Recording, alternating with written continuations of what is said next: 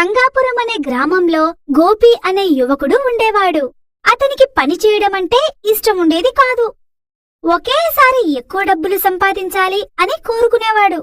ఒకరోజు గోపి భార్య అయినటువంటి సీత, ఏమండి, మీరు ఇలా పని చేయకుండా సోమరిలా ఉంటే కుటుంబం ఎలా గడుస్తుంది? భవిష్యత్తు చాలా కష్టంగా ఉంటుంది. అందుకే ఏదైనా పని చేయండి. చూడు, ఎప్పుడు ఏం చేయాలో నాకు బాగా తెలుసు. ఈ చిల్లర కోసం రోజు ఒళ్ళు హోనం చేసుకోలేను. నేను ఏదైనా చేస్తే లక్షలు రావాలి అని చెప్పాడు.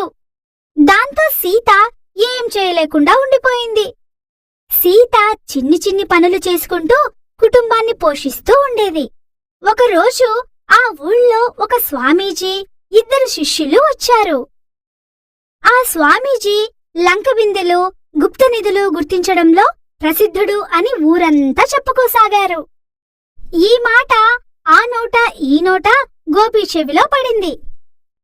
దాంతో గోపి ఆ స్వామీజీ దగ్గరికి వెళ్ళాడు. స్వామి, నేను మీ గురించి చాలా విన్నాను. మీరు మా ఆతిథ్యం స్వీకరించి మా భూమిలో ఎక్కడ గుప్త నిధులు ఉన్నాయో కనిపెట్టాలి. అలాగే వస్తాను. దానికి కొద్ది సమయం పడుతుంది. మీరు కావాల్సినన్ని రోజులు మా ఇంట్లోనే ఉండండి అని చెప్పడంతో దానికి స్వామీజీ ఒప్పుకున్నాడు. వాళ్ళని తీసుకుని గోపి తన ఇంటికి వెళ్ళాడు. సీత, వీరు మన అతిథులు. కొన్ని రోజులు మన ఇంట్లోనే ఉంటారు.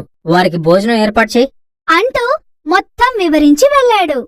దాంతో సీతకి ఎలాగైనా గోపికి బుద్ధి చెప్పాలి అనుకుంది.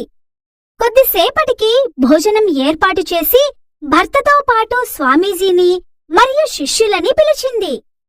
అందరూ భోజనం దగ్గర కూర్చున్నారు. స్వామీజీ విస్తరిలో అన్నం, పచ్చడి మాత్రమే ఉన్నాయి. శిష్యుల విస్తరిలో రకరకాల కూరలు ఉన్నాయి. దాంతో స్వామీజీకి కోపం వచ్చింది. నా విలువ తెలుసా మీకు? భోజనానికి అని పిలిచి అవమానిస్తారా అంటూ ఆగ్రహంతో కేకలు వేశారు. దానికి సీత శాంతంగా, కొంచెం అన్నం తప్పిచ్చి చూడండి స్వామీ అని చెప్పడంతో స్వామీజీ గుప్పెడు అన్నం తప్పించి చూశాడు. అందులో కొన్ని కూరలు ఉన్నాయి. దాంతో స్వామీజీ ఆగ్రహం చల్లారింది. ఏవండి, గుప్పెడంత అన్నం లోపల కూరలు ఉన్నాయని గమనించలేని ఈ స్వామీజీ భూమిలోతులో ఉన్న గుప్త నిధుల్ని గుర్తిస్తాడని ఎలా అనుకున్నారండి అని చెప్పడంతో గోపి ఆశ్చర్యపోయాడు. కాస్త ఓపికతో పరీక్షిస్తే కూరలు ఉంటాయని చిన్నపిల్లలు కూడా కనుక్కుంటారు.